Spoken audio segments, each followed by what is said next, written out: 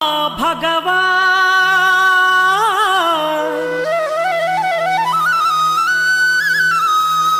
श्री भगवती भगवान्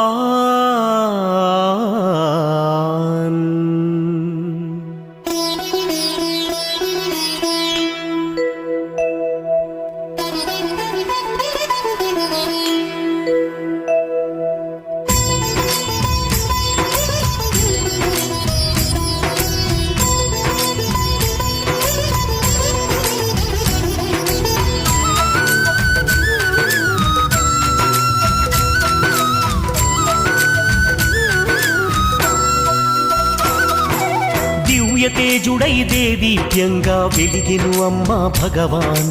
కొలిచే భక్తుల కల్పతరువుగా నిలిచెను భగవతి భగవాన్